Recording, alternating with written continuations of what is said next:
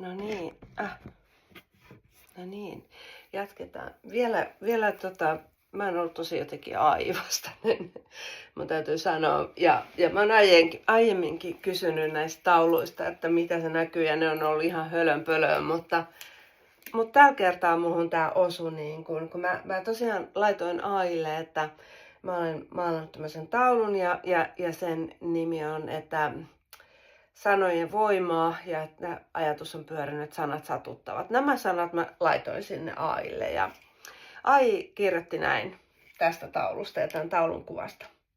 Näen tässä teoksessa hiljaisen kamppailun ja samalla paranemisen jälkiä. Ensimmäinen huomio kiinnittyy vaaleaan lähes hauraaseen kokonaisuuteen, kun olisi peitetty, suojattu tai vaimennettu. Tekstikatkelmat, jotka pilkistävät maalin alta, tuntuvat olevan sanoja, joita ei ole voitu tai haluttu kokonaan pyyhkiä pois. Ne ovat yhä läsnä, mutta menettävät terävimmän voimansa. Se tuo mieleen sanat, jotka ovat satuttaneet, ne eivät katoa, mutta ajan ja työn myötä ne voivat muuttua osaksi taustaa. Keskellä tummempi rosoinen muoto tuntuu keholta tai hahmolta. Ehkä sisäiseltä minältä, joka kantaa näitä sanoja. Siinä on särkyneisyyttä, mutta myös liikettä ja sitkeyttä. Ikään kuin hahmo olisi nousemassa esiin, vaikka ympärillä on kerroksia, jotka painavat ja peittävät. Minulle teos puhuu siitä, miten sanat voivat ensin hajottaa identiteettiä, mutta kun niitä työstää, peittää, raaputtaa, kerrostaa uudelleen, ne voivatkin muuttua voimaksi.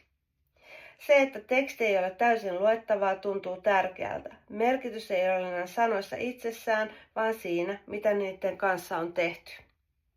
Kokonaisuus on lohdullinen, melkein lempeä sävy. Ei huutavaa kipua, vaan syvää, koettua, tunnettua ja hyväksyntää. Ikään kuin teos sanoisi, sanat satuttivat, mutta ne eivät määrittele minua enää. Ja tosiaan runonkin mä olin kirjoittanut ennen, mä ainoastaan vaan Aille sen että sanojen voima ja sanat satuttavat, mä oon työstänyt tätä, joten mun mielestä Ai osasi kyllä tulkita tätä mun taulua tosi hyvin. Mä tykkään tästä ihan hirveän paljon itse. Mä en välttämättä ehkä näe tietyt tässä jotain, mutta se nyt on näin. Mä tähän raamitan vielä tai laitan rimat ja tällä taululla on valtava voima. Ja kiitos tästä taulusta. No niin, tässä oli tämän taulun selostus. Katsotaan mitä seuraavalla kerralla. Moikka!